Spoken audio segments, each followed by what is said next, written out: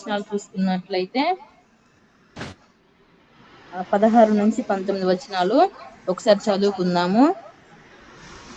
కాలేబు కిర్యత్-సేఫెరును పట్టుకుని దానిని కొల్లపెట్టిన వానికి నా కుమార్తె అయిన అక్సాను ఇచ్చి పెళ్లి చేసేదనని చెప్పగా, కాలేబు సహోదరుడును కనజు కుమారుడునైన ఓత్నీయేలు దాని పట్టుకునెను గనుక అతడు తన కుమార్తె అయిన అక్సాను అతనికిచ్చి పెళ్లి చేసెను. మరియు ఆమె తన పెనిమిటి ఇంటికి వచ్చినప్పుడు తన తండ్రిని ఒక పొలము అడుగుమని అతనిని ప్రేరేపించెను. ఆమె గాడిదను దిగగా కాలేబు ఆమెను చూచి, నీకేమి కావాలనని ఆమెను అడిగెను. అందుకామె, నాకు దీవెన దయచేయుము, నీవు నాకు దక్షిణ భూమి ఇచ్చి ఉన్నావు గనుక నీటి మడుగులను నాకు దయచేయమనగా, అతడు ఆమెకు మెరక మడుగులను పల్లపు మడుగులను ఇచ్చెను. ఇక్కడ చూసుకున్నట్లయితే మామూలుగా మనము రెగ్యులర్ డైలీ లైఫ్ లో చూసుకున్నట్లయితే కొన్ని సామెతలు మనకు కనబడుతూ ఉంటాయి అన్నమాట. అడగనిదే అమ్మాయినా పెట్టదు అని అంటూ ఉంటారన్నమాట. అదేవిధంగా మనకి ఏదైనా అవసరం ఉంది, ఏదో ఒక సమస్య ఉంది, మనము దాన్ని పరిష్కరించుకోవాలంటే దానికి సంబంధించినటువంటి దాని దగ్గరికే వెళ్తాము. ఇప్పుడు కలెక్టర్ ఆఫీస్ లో పని ఉందనుకోండి, అక్కడికే వెళ్తాము. మన అవసరం ఏంటో వారికి మనం ఏం చేస్తాము, ఒక అర్జీ రూపంలో ఇస్తాము. ఇది నా అవసరత, నాకు తీర్చండి, నాకు మీ మీ పరిధిలో ఉంటే దీన్ని నాకు సహాయం చేయండి, నా అవసరం తీర్చండి అని మనము అడుగుతూ ఉంటాం అన్నమాట. మరి మనము ఇక్కడ ఈ లేఖన భాగాలను చూసుకున్నట్లయితే ఇక్కడ మనకు ఎవరెవరు కనపడుతున్నారంటే కాలేబు, అక్సా, ఓత్నీయేలు. ఇక్కడ కాలేబు మనందరికీ బాగా పరిచయమైనటువంటి పేర్లు, ఇవన్నీ మనకందరికీ తెలిసిన భాగాలే. ఒక్కసారి మళ్ళీ మనం ఒకసారి రిమెంబర్ చేసుకుంటూ మళ్ళీ ఒకసారి మనల్ని వీటిని నెమరు వేసుకుంటూ ముందుకెళ్దాము. ఇక్కడ కాలేబు ఎవరంటే, మరి ఇశ్రాయేలు ప్రజలు ఐగుప్తు దేశంలో బానిసలుగా ఉన్నారు. అక్కడ నుంచి దేవుడు వారిని కనాను దేశానికి నడిపిస్తూ ఉన్నాడు అనమాట. 6 లక్షల కాల్బలంతో బయలుదేరినటువంటి వీరందరిలో కనానుకు చేరింది ఎవరంటే ఇద్దరే. వారిలో ఎవరెవరు ఉన్నారండి? యెహోషువ, తర్వాత వచ్చేసి కాలేబు ఉన్నారనమాట. వీరిని ముందుండి నడిపించినటువంటి మోషే కూడా కనాను చేరలేకపోయాడు. కానీ యెహోషువ, కాలేబులు మాత్రము అక్కడికి కనానుకు చేరారు. అక్కడికి చేరిన దాన్ని బట్టి కాలేబు భక్తిపరుడు, దేవుని యందు భయభక్తులు కలిగిన వాడు అని మనము తెలుసుకోవచ్చు అనమాట. మరి ఇక్కడ ఈ కాలేబుకు ఒక కుమార్తె ఉందన్నమాట. ఆమె పేరు అక్సా. ఇప్పుడు మనము అక్సా గురించి కొన్ని విషయాలు తెలుసుకుందాము. అక్సా మరి ఏమి కోరుకుంది, ఏమి పొందుకుంది, ఎలా అడిగింది, ఎలా పొందుకుంది అనే విషయాలను మనం ఒకసారి ఇక్కడ ఈరోజు ధ్యానం చేసుకుందామండి.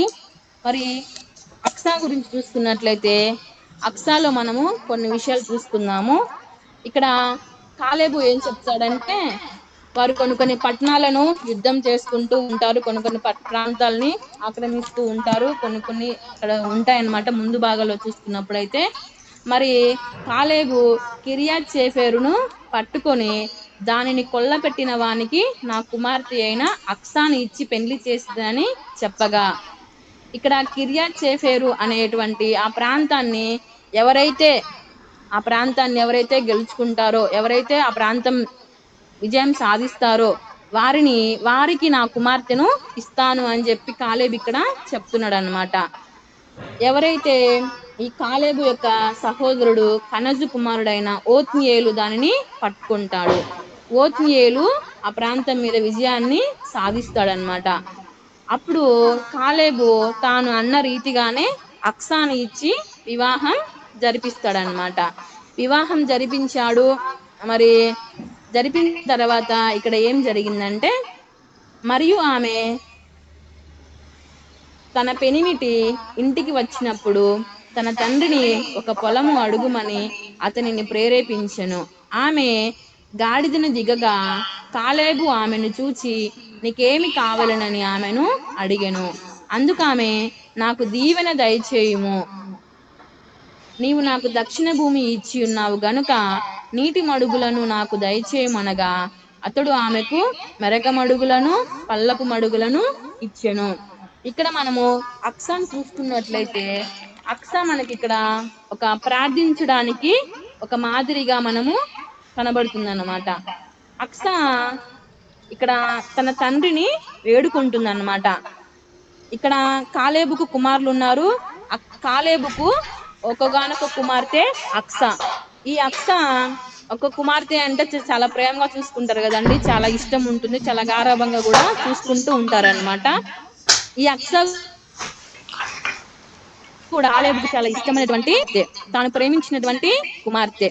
కాలేబు అక్స అక్కడ ఏమంటుందంటే, ఆమె తన పెనిమిటి ఇంటికి వచ్చినప్పుడు తన తండ్రిని ఒక పొలము అడుగుమని అతనిని ప్రేరేపించెను. అక్స తన తండ్రిని ఏమి అడగాలని అనుకుంటుందో దాని పట్ల ఒక నిశ్చయితని కలిగి ఉంది. తాను ఏ అవసరాన్ని కలిగి ఉందో, దేని గురించి అడగాలో తన తండ్రిని ఒక స్పష్టత అనేది ఇక్కడ అక్సాలో మనకు కనిపిస్తూ ఉందన్నమాట. అలాగే తర్వాత ఇంకొక మాట చూస్తున్నట్లయితే, ఆమె ఆ అవసరాన్ని తీర్చుకోవడం కోసం ఎవరి దగ్గరికి వచ్చిందంటే తన తండ్రి దగ్గరికి వచ్చింది. నెక్స్ట్ ఇంకొక మూడవ మాట చూసుకున్నట్లయితే, ఆమె గాడిదను దిగగా.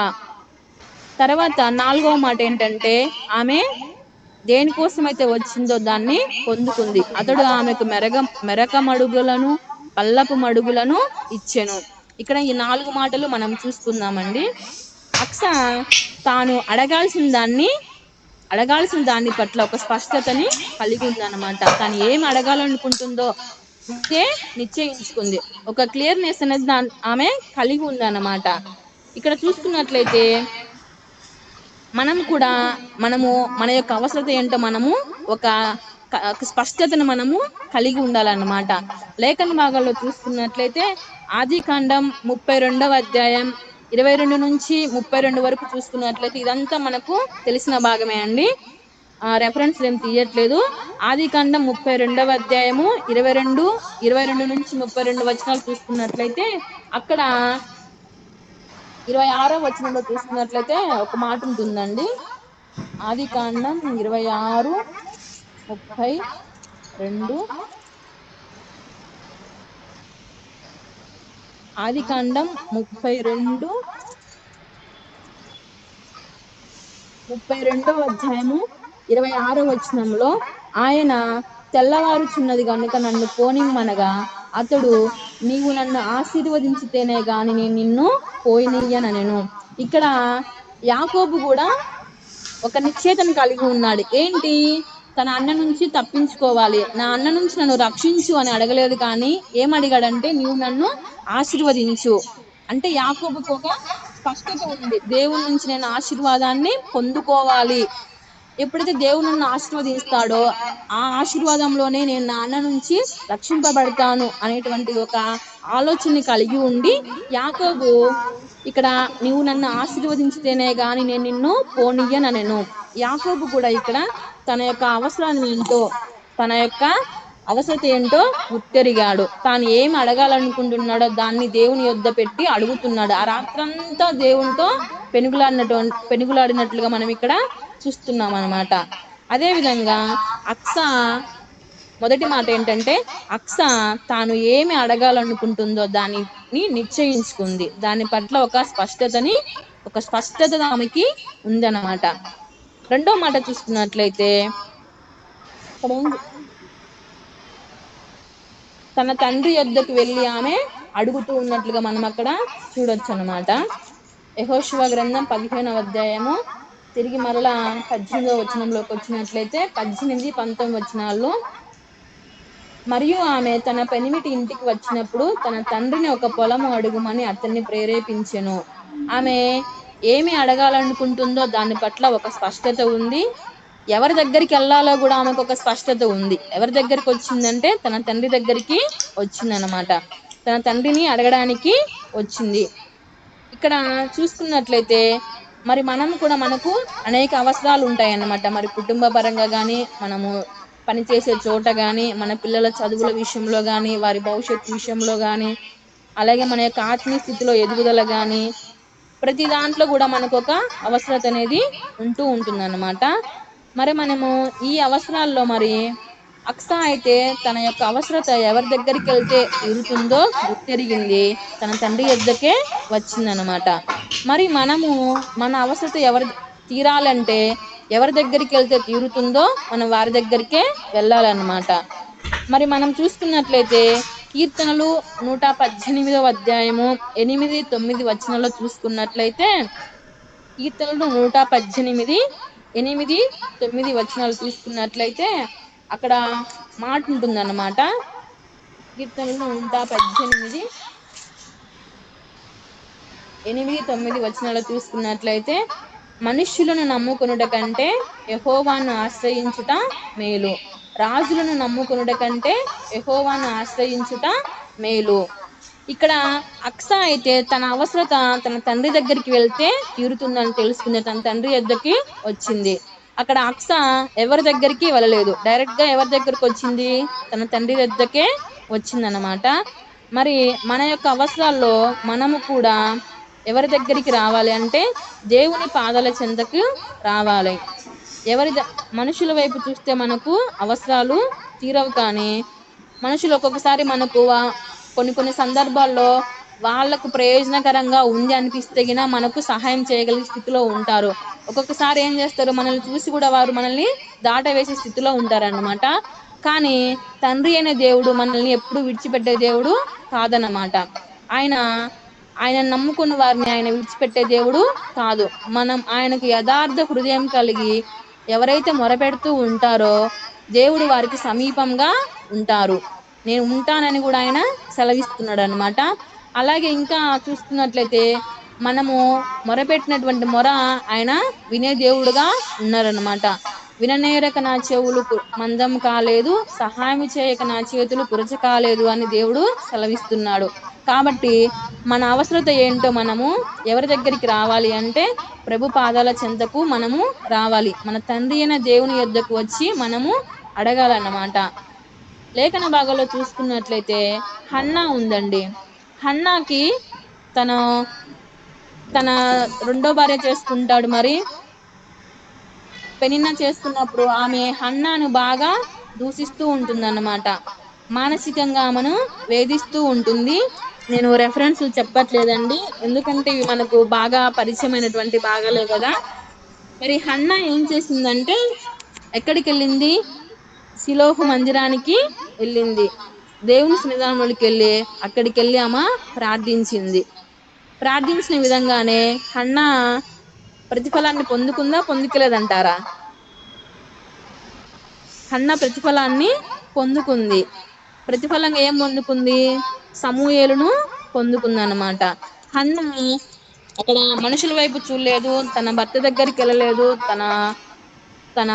ఆమెనేమంటారు అనమాట, తన పెనిన్నా చేసుకున్నటువంటి ఆ రెండో భార్యను ఆమె దూషించలేదు. కానీ అక్కడ ఎక్కడికి వెళ్ళిందంటే దేవుని మందిరానికి వెళ్ళి దేవుని సన్నిధానంలో తన హృదయాన్ని కుమ్మరించింది. దేవుని యొద్దకు చేరి అక్కడ అడుగుతున్నట్లుగా చూసుకుంటున్నాం అన్నమాట. మూడవ మాట చూసుకున్నట్లయితే అక్సా గాడిదను దిగింది. ఇక్కడ అక్సా గాడిదను దిగింది అనే మాట అక్సాలో ఉన్నటువంటి తగ్గింపు స్వభావం మనకు కనబడుచున్నది. అక్సా తన తండ్రిని చూడగానే వెంటనే ఏం చేసిందంటే గాడిదను దిగింది అంటే ఇక్కడ తన తగ్గింపు స్వభావానికి గుర్తుగా ఉందన్నమాట. ఇక్కడ అక్సా తగ్గింపు స్వభావం, ఆమె యొక్క దీన మనస్సు మనకి ఇక్కడ కనబడుచు ఉంది. ఇక్కడ మనం చూసుకున్నట్లయితే దేవుడు ఎప్పుడైతే మనము తగ్గింపు స్వభావంతో ఆయన సన్నిధానంలోనికి చేరుతామో ఆయన మన మనవిని ఆలకించే దేవుడుగా ఉన్నాడు. మనము లేఖన భాగంలో చూసుకున్నట్లయితే మరి పరిశుద్ధ గ్రంథంలో మార్కు సువార్త 7వ అధ్యాయంలో చూసుకున్నట్లయితే మార్కు సువార్త 7వ అధ్యాయము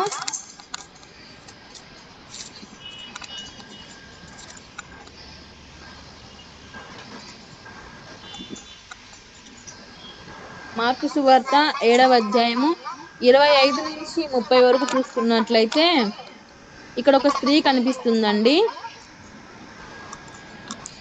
25 నుంచి 29 వరకు 30 వరకు చూసుకున్నట్లయితే అపవిత్రాత్మ పట్టిన చిన్న కుమార్తె గల ఒక స్త్రీ ఆయనను గూర్చి విని వెంటనే వచ్చి ఆయన పాదముల మీద పడెను.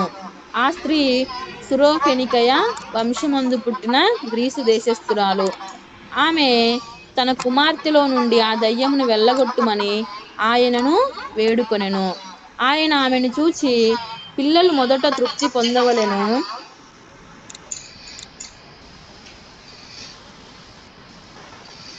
పిల్లల రొట్టె తీసుకొని కుక్క పిల్లలకు వేయుట యుక్తం కాదనెను.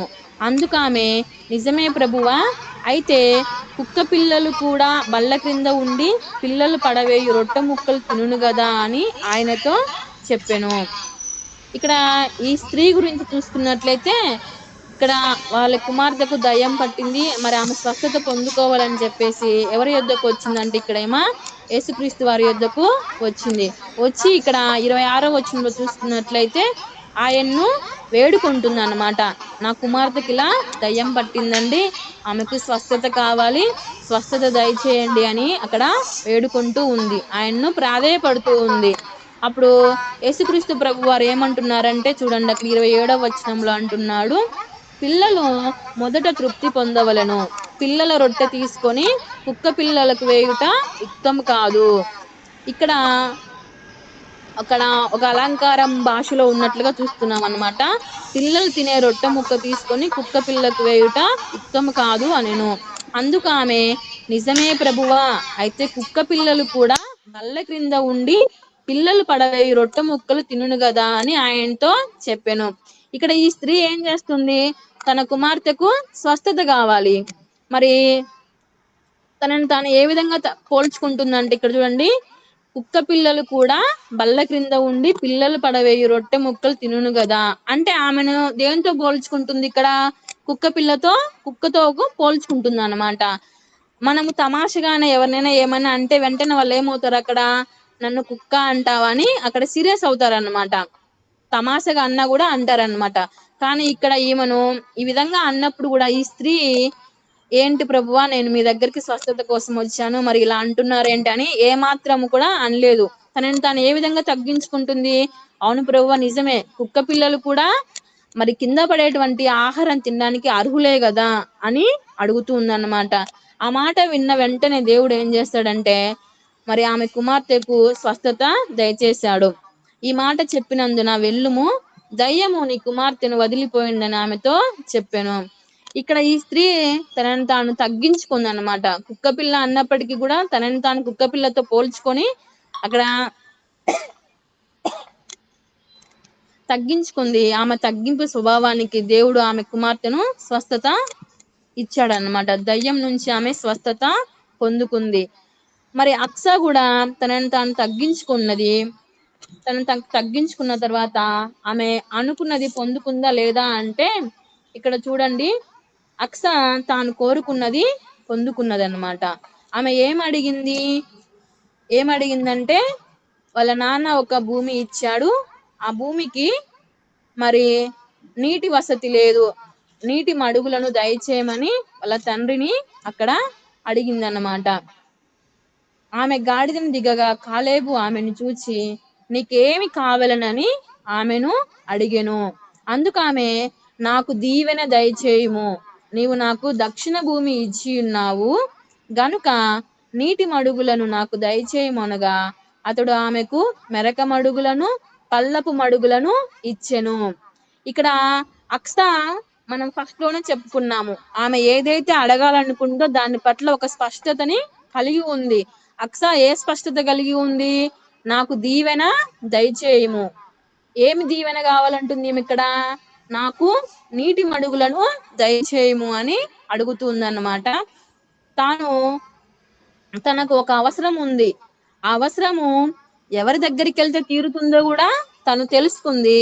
ఎవరి దగ్గరికి వస్తే తీరుతుందో వాళ్ళ దగ్గరికే వచ్చింది, వాళ్ళ తండ్రి యొద్దకే వచ్చింది. వచ్చి తర్వాత ఎలా అడుగుతుందంటే అక్స, మరి వాళ్ళ నాన్నే తనని గారాభంగా చూసుకున్న నానే అయినప్పటికీ కూడా తనని తాను తగ్గించుకొని మరి గాడిదని దిగి తన తండ్రిని అడుగుతూ ఉందన్నమాట, నాకు దీవెన దయచేయము అని అడుగుతూ ఉందన్నమాట. అడిగినప్పుడు కాలేబు వెంటనే చూడండి ఇక్కడ ఆమె ఏం అడిగిందంటే అక్కడ నీటి మడుగులను మాత్రమే అడిగింది, నీటి మడుగులను మాత్రమే అడిగింది. కానీ కాలేబు ఆమెకి ఏమి ఇచ్చాడండి?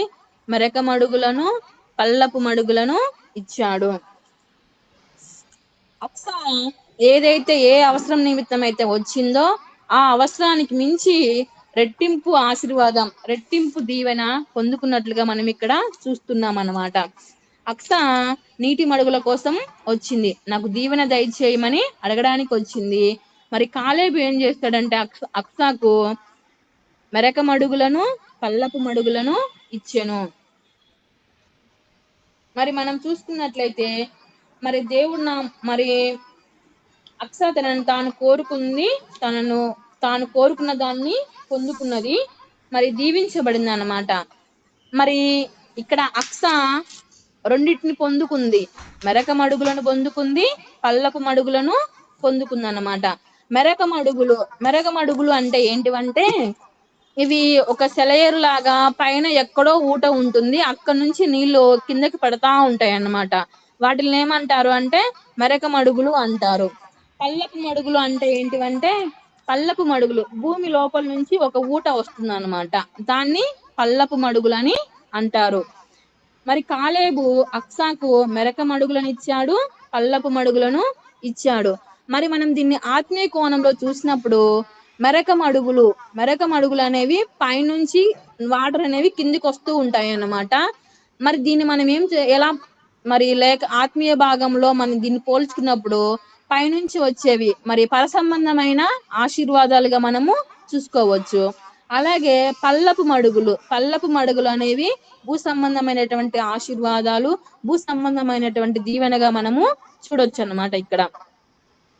ఇక్కడ మనం చూసుకున్నట్లయితే హన్నా గురించి మనము చెప్పుకున్నాము. హన్నా తన యొక్క వేదనను, తనలో ఉన్నటువంటి ఆ బాధను తొలగించుకోవడానికి ఎక్కడికి వెళ్ళిందని చెప్పుకున్నాము?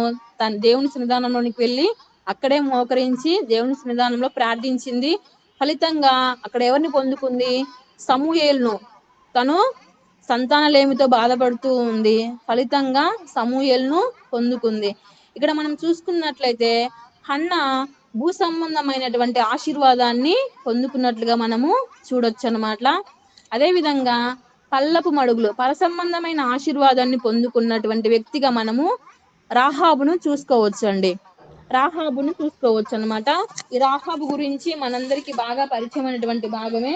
రాహాబు గురించి ఎక్కడ ఉంటుందంటే ఈ యెహోషువ గ్రంథంలోనే 2వ అధ్యాయము 13వ వచనం, 2వ అధ్యాయంలో చూసుకున్నప్పుడైతే ఆ భాగం అంతా ఉంటుందండి. 2వ అధ్యాయంలో ఫస్ట్ నుంచి చూసుకున్నట్లయితే రాహాబు గురించి అంతా ఉంటుందన్నమాట. ఈ 2వ అధ్యాయము 13వ వచనంలో ఒకసారి చూసినట్లయితే యెహోషువ గ్రంథము 2వ అధ్యాయము 13వ వచనము, నా తండ్రియు, నా తల్లియు, నా అన్నదమ్ములను, నా అక్క చెల్లెండ్రును, వారికి కలిగి ఉన్న వారందరూ చావకుండా బ్రతుకునిచ్చి రక్షించినట్లుగా దయచేసి యెహోవా తోడని ప్రమాణం చేయుడనెను. ఇక్కడ రాహాబు ఏం చేసిందండి? రాహాబు అయితే ఒక వేశ్య. ఆమె వాళ్ళ ఇంటికి ఎవరు వచ్చారు? మరి వేగుల వారు వచ్చారన్నమాట. వచ్చినప్పుడు ఆమె ఏం చేసిందంటే అక్కడ 11వ వచనంలో చూసినట్లయితే మేము విన్నప్పుడు మా గుండెలు 10వ వచనం నుంచి చూసుకోవచ్చు అన్నమాట. 10వ వచనం ఇంకా ముందుకెళ్ళినట్లయితే 9వ వచనం నుంచి చూసుకున్నట్లయితే ఆమె మరి దేవుని గురించి అక్కడ సాక్ష్యం ఇస్తున్నట్లుగా మనము చూసుకోవచ్చు అన్నమాట. ముఖ్యంగా 11వ వచనంలో చూసుకున్నట్లయితే మేము వినినప్పుడు మా గుండెలు కరిగిపోయెను, మీ దేవుడైన యెహోవా పైన ఆకాశమందును క్రింద భూమి యందును దేవుడే, మీ ఎదుట ఎట్టి మనుషులకైనను ధైర్యం ఏమాత్రమును ఉండదు. నేను మీకు ఉపకారం చేస్తుని కనుక మీరును నా తండ్రి ఇంటికి ఉపకారం చేసి నాకు నిజమైన ఆనవాళ్ళు ఇచ్చి నా తండ్రియు, నా తల్లియు, నా అన్నదమ్ములను, నా అక్క చెల్లెండ్రును, వారికి కలిగి ఉన్న వారందరూ చావకుండా బ్రతుకునిచ్చి రక్షించినట్లుగా దయచేసి యెహోవా తోడని ప్రమాణం చేయుడనెను.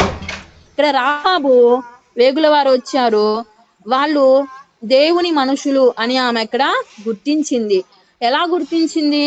ఆమె వేశ్య అయినప్పటికీ మరి దేవుడు చేసినటువంటి కార్యాలన్నింటి గురించి ఆమె తెలుసుకోనమాట.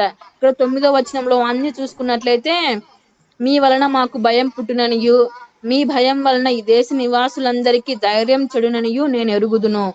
మీరు ఐగుప్తు దేశంలో నుండి వచ్చినప్పుడు మీ ఎదుట యెహోవా ఎర్ర సముద్రం నీరును ఎలాగో ఆరిపోజేసెనో, యొర్దాను తీరమునున్న అమోరీయుల 2 రాజులైన సీహోనుకును ఓగుకును మీరేమి చేసిత్రో, అనగా మీరు వారిని ఎలాగూ నిర్మూలం చేసిత్రో ఆ సంగతి మేము వింటిమి. మరి దేవుడు చేసినటువంటి కార్యాలన్నీ ఆమె తెలుసుకున్నది. దేవుడు గొప్పవాడని రాహాబు ఎరిగింది. అటువంటి దేవుని ప్రజలు ఆమె ఇంటికి వచ్చినప్పుడు ఆమె దేవుణ్ణి చూస్తుందన్నమాట. దేవుని యొక్క మనుషులు వచ్చారు, వారి నుంచి నేను రక్షణ పొందుకోగలను అని చెప్పేసి అక్కడ ఏమడుగుతుందంటే, వారి కుటుంబ రక్షణ నిమిత్తం ఆమె అడుగుతూ ఉందన్నమాట. ఇక్కడ మనం చూసుకున్నట్లయితే రాహాబు పరసంబంధమైన దీవెనను ఇక్కడ కోరుకుంటూ ఉందన్నమాట. ఇక్కడ మనము అక్సా అయితే మెరక మడుగులను పొందుకుంది, పల్లపు మడుగులను పొందుకుంది. దీనికి సాదృశ్యంగా మనము మరి హన్న తన సంతానలేమితో బాధపడుతూ ఉన్నప్పుడు సమూయేలును పొందుకుంది. అది భూ సంబంధమైన దీవెనగా మనము చెప్పుకోవచ్చు. మరి పరసంబంధమైన దీవెన అంటే రాహాబు, మరి పరసంబంధమైన దీవెనలు అంటే ఏంటి వస్తుంది? రక్షణ, మరి పరలోక రాజ్యము, మరి మనం పొందుకున్నటువంటి ఆ జీవ కిరీటము, ఇవన్నీ పరసంబంధమైనటువంటి దీవెనలుగా కనబడుచూ ఉన్నాయన్నమాట. రాహాబు అయితే ఇక్కడ ఏం కోరుకుంటుంది? తన కుటుంబ రక్షణను అడుగుతూ ఉందన్నమాట. తన కుటుంబ రక్షణ కోసం ప్రాధేయపడుతుంది. తన కుటుంబాన్ని రక్షించమని ఇక్కడ అడుగుతూ ఉందన్నమాట. మరి మనం బైబిల్ గ్రంథంలో చూసుకున్నప్పుడు హన్నా భూ సంబంధమైన దాన్ని పొందుకుంది, రాహాబు పరసంబంధమైన దీవెన్ను పొందుకుందండి. ఇక్కడ మనం చూసుకున్నట్లయితే ఇవన్నీ మనం ప్రతిరోజు మన యొక్క దైనందిన జీవితంలో ఇవన్నీ మనకు తెలిసిన భాగాలే. మరి అక్సా యొక్క జీవితాన్ని, అక్సా మరి ఏ విధంగా తన తండ్రిని వేడుకుంది, ఏ విధంగా పొందుకుంది అనే మాటల్ని మనము ఒక 4 మాటలు చూసామండి. అవేంటంటే, అక్సా తన అవసరత ఏంటో, తను ఏమి కోరుకోవాలో, తన ఆశ ఏంటో ఒక స్పష్టతను కలిగి ఉంది. రెండవది, తన అవసరము ఎవరి దగ్గరికి వెళ్తే తీరుతుందో వారి దగ్గరికే వచ్చింది. ఎవరి దగ్గరికి వచ్చింది? తన తండ్రి యొద్దకు వచ్చింది. తన అవసరాన్ని ఎలా తీర్చుకోవాలనుకుంది? ఏ విధంగా అడిగిందంటే తగ్గింపు మనసుతోటి అడిగింది. దాని ద్వారా అక్సా ఏం చేసిందంటే, తాను నీటి మడుగుల కోసం వచ్చింది. తన తండ్రి రెట్టింపు దీవెనలు ఆమెకు దయచేశాడండి. ఇక్కడ అక్సా కాలేబును చూసుకున్నట్లయితే, మరి కాలేబు భూలోక సంబంధమైనటువంటి ఒక తండ్రి. మరి భూలోకానికి సంబంధించినటువంటి ఒక తండ్రి తన యొక్క కూతురు ఒక హృదయ వాంఛను ఎరిగాడనమాట. అక్సా రాగానే వెంటనే ఏముంటున్నాడంటే, నీకేం కావాలి అని అడుగుతున్నాడు అనమాట. ఇక్కడ యెహోషువ గ్రంథం 15వ అధ్యాయంలోనే, యెహోషువ గ్రంథం 15వ అధ్యాయంలో చూసుకున్నట్లయితే 18వ వచనంలో అంటాడనమాట, నీకేమి కావాలి? తన కుమార్తె యొక్క మనస్సును ఎరిగినట్లుగా మనం ఇక్కడ చూస్తున్నాం అన్నమాట. ఇక్కడ ఓత్నియేలు ఉన్నాడు, కానీ ఓత్నియేలు అడగలేకపోయాడు. కానీ అక్సా మాత్రం అడగగలిగింది. ఎందుకని? అక్సా కాలేబుకి ఇష్టమైనటువంటి కుమార్తె కాబట్టి. మరి మనము దేవునితో ఒక మంచి సహవాసం కలిగి ఉండాలన్నమాట.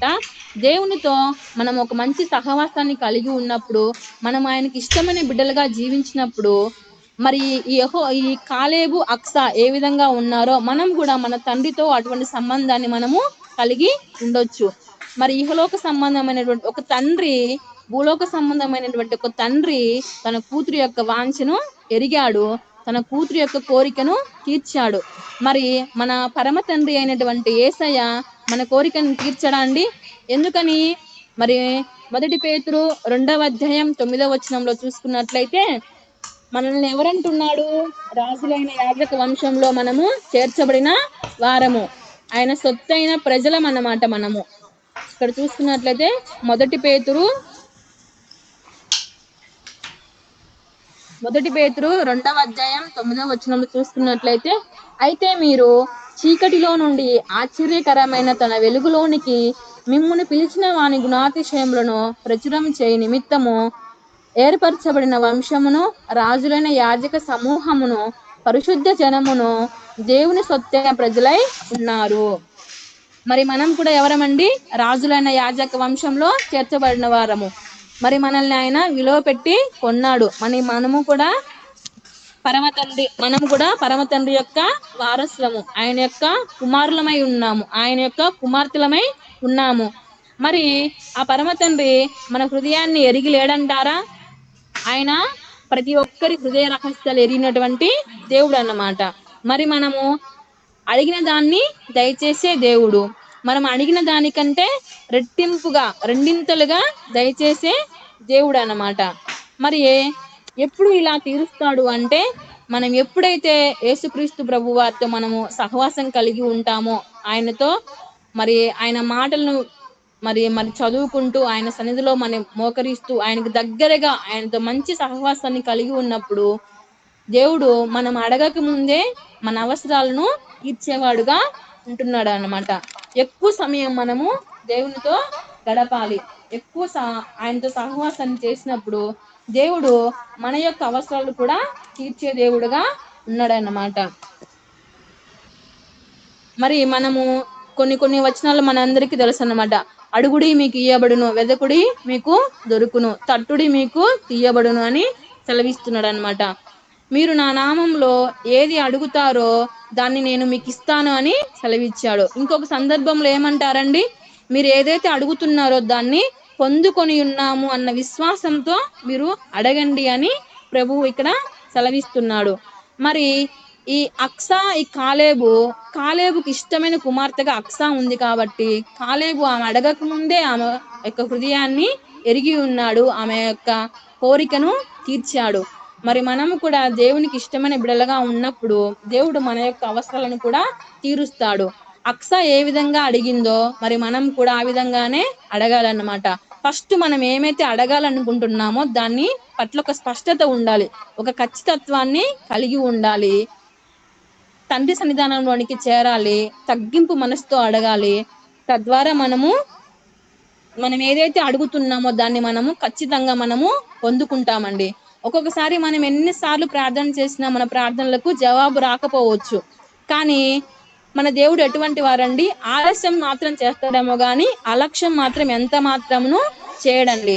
కొన్నిసార్లు మనం ఎదురు చూసే వారంగా ఉండాలి, ప్రార్థించాలి, ఎదురు చూడాలి, ఖచ్చితంగా ఇస్తాడు అనేటువంటి ఒక నమ్మకం మనలో ఉండాలన్నమాట. మరి ఇది చూసుకున్నప్పుడైతే ఒక మిషనరీ ఉన్నారండి, పాల్ యాంగ్చో, మనందరికీ బాగా తెలుసు అన్నమాట. పాల్ యాంగ్చో గారు ఏం చేశారండి?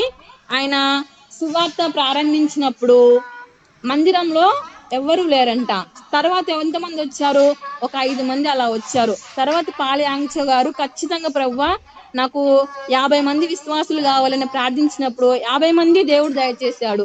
తర్వాత పరిచర్య ప్రారంభించిన ప్రారంభ దినాల్లో తన దగ్గర ఏమీ ఉండేవి కావని ఒక కుర్చీ కోసం ప్రార్థన చేశాడంటండి. అప్పుడు దేవుడు కుర్చీని దయచేశాడు. అంటే ఈ పాల్ యాంగ్చోలో ఉన్నట్టు ఒక ఖచ్చితత్వం అన్నమాట. ప్రభువా నాకు ఇది కావాలి, నువ్వు నాకు దయచేస్తావు, నాకు ఇస్తావు అని ఒక ఖచ్చితత్వాన్ని కలిగి ఉన్నాడు. 5 మందితో ప్రారంభమైనటువంటి ఒక సేవ దగ్గర 8,30,000 దగ్గర నాకు సంఖ్య లేదండి, కొన్ని లక్షల మంది విశ్వాసులు చేర్చబడ్డాడు, కొన్ని మందిరాలు కట్టబడ్డాయి అన్నమాట. ఇటువంటి ఖచ్చితత్వాన్ని మనం కలిగి ఉన్నప్పుడు మనం కూడా మన జీవితంలో రెట్టింపు దీవెనలు పొందుకుంటాము, రెట్టింపు ఆశీర్వాదాలను పొందుకుంటాము అన్నమాట. ఈ లేఖన భాగాలు చూసినప్పుడైతే నాకు కొన్ని విషయాలు నా జీవితంలో కొన్ని గుర్తొచ్చాయన్నమాట. మరి నేను కూడా మాకు వివాహం అయిన తర్వాత 13 సంవత్సరాల తర్వాత పిల్లలు పుట్టారు. అప్పుడు అనిపించింది, మేము దేవుని సన్నిధానంలో అడుగుతూ ఉన్నాము, కొన్నిసార్లు దేవుడు ఇస్తాడు అనేటువంటి ఒక నమ్మకం. కొన్ని సందర్భాల్లో కొన్ని పరిస్థితులు చూసినప్పుడు కొంచెం మనోవేదన కలిగేదన్నమాట. కానీ మళ్ళీ వెంటనే దేవుని మాటల ద్వారా బలపరచబడుతూ దేవుని సన్నిధానంలో ఎదురు చూడడం ద్వారా మేము హోపిని పొందుకున్నాము. అదే విధంగా 2008లో వివాహమైంది. అప్పటి నుంచి నేను చదువుతూ ఉన్నాను. 2020లో నాకు జాబ్ వచ్చిందండి. ఈ భాగం నేను వేరే మాటలు ప్రిపేర్ అవుతూ ఉన్నాను. ఎందుకో దేవుడు నాకు ఈ తలంపు ఇచ్చాడనమాట. ఇది చదువుతూ ఉన్నప్పుడు నాకు అనిపించింది, అవును దేవుడు నిజంగా మనం ఖచ్చితంగా ఏదైతే అడుగుతామో దాన్ని మనము పొందుకుంటాము. అది ఉద్యోగమైనా అవ్వచ్చు, సంతానమైనా అవ్వచ్చు, కుటుంబంలో విషయాలైనా అవ్వచ్చు, మన బిడ్డల భవిష్యత్తు అయినా అవ్వచ్చు, మన పిల్లల చదువులైనా అవ్వచ్చు, ఏవైనా దేవునికి సమస్తము సాధ్యమై ఉన్నాయి. కొంతమంది అంటారు, అక్కడే మా దగ్గరకు వస్తే ప్రార్థన చేసుకుంటే ఉద్యోగం వస్తుంది, మా దగ్గర అక్కడికి వెళ్తే చదువు పిల్లలు పుడతారు. ఒకవేళ దేవుడు వారి ద్వారా కార్యాలు జరిగిస్తాడేమో కానీ అంతిమంగా ఇచ్చేది ఎవరంటే మనకు తండ్రి అయిన దేవుడు మాత్రమే మనకు ఇస్తాడండి. మనం ఏదైతే అవసరాన్ని కలిగి ఉన్నామో దాన్ని మనము ఖచ్చితంగా కలిగి ఉండి దాన్ని మనము చేతబట్టుకొని ప్రభు యొద్ద చేరి అడిగినప్పుడు దేవుడు మనకు ఖచ్చితంగా దయచేస్తాడు. అడిగిన దానికంటే రెట్టింపు, రెండింతలు దయచేస్తాడు. మరి మనము ఒకవేళ మనకి ఇంకా నాకు ఇది తీరట్లేదేంటి, దేవుని సన్నిధిలో అడుగుతున్నాను కానీ ఇంకా రావట్లేదేంటి అని మనం నిరుత్సాహపడాల్సిన అవసరం లేదు. దేవుడు కొంచెం ఆలస్యమైన గాని మనకు దయచేస్తాడు. మరి మనము పొందుకోవాలి అంటే దేవునితో ఒక మంచి సహవాసాన్ని కలిగి ఉండాలి. మరి దేవుడు ఈ మాటలను దీవించును గాక. ఈ అక్స ఏ విధంగా అడిగిందో మరి మనం కూడా మన జీవితాల్లో ఆ విధంగా అడిగి పొందుకొని మరి దీవించబడి ఆశీర్వదించబడి ఇతరులకు మనము మాదిరికరంగా ఉండులాగిన దేవుడు సహాయం చేయను గాక. మరి దేవుడు ఈ మాటలు దీవించును గాక. సమయం ఇచ్చినటువంటి అక్కకి వందనాలు చెల్లిస్తున్నాను.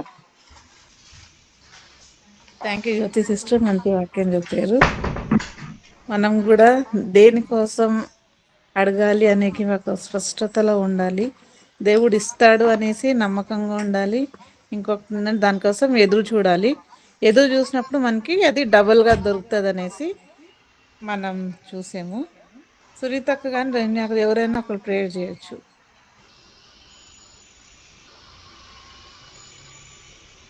సునీతక్క ఉన్నారా?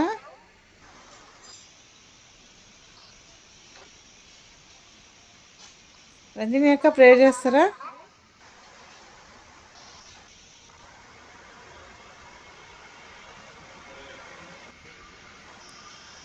చేస్తా అక్క. చేయండి.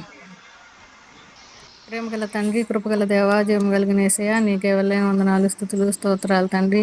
ఈ గూగుల్ మీట్లో మమ్మల్ని చేర్చినందుకు నీకే స్తోత్రాలు దేవా. దేవా నా తండ్రి, మీరే మాతో ఉండి మాకు చక్కని వాక్యాన్ని అందించిన దాన్ని బట్టి నీకే స్తోత్రాలు. వాక్యం అందించిన సిస్టర్ని జ్ఞాపకం చేసుకోనండి, ఇంకా నీ సన్నిధిలో బలపరచండి యేసయ్య. నీకే స్తోత్రాలు. మీరే మాతో మాట్లాడినందుకు నీకే స్తోత్రాలు. మీ పాద సన్నిధికి చేరినప్పుడు ప్రభా ఎంతో ఆదరణ, ఆశ్రయం ఇచ్చే దేవుడు ఉన్నందుకు నీకే స్తోత్రాలు తండ్రి. ప్రభా మా మొరలు అడక్కముందే ఎరిగి ఉన్నావు, నీకే స్తోత్రాలు దేవా. దయచేసే తండ్రివి, నీకే స్తోత్రాలు. ఎంతైనా నమ్మదగిన తండ్రివి, నీకే స్తోత్రాలు యేసయ్య. మేము మా అక్కర్లను ప్రభువా నీ పాద సన్నిధిలో కుమ్మరించుకోవడానికి ఏమాత్రం వెనుకాడకుండా బలమైన విశ్వాసాన్ని మాకు అనుగ్రహించండి. నీకే స్తోత్రాలు. అనేక మంది మాదిరిగా ఉన్న స్త్రీలను మేము మాదిరిగా చేసుకొని మేము అలా ముందుకు నడవడానికి కృపను అనుగ్రహించండి.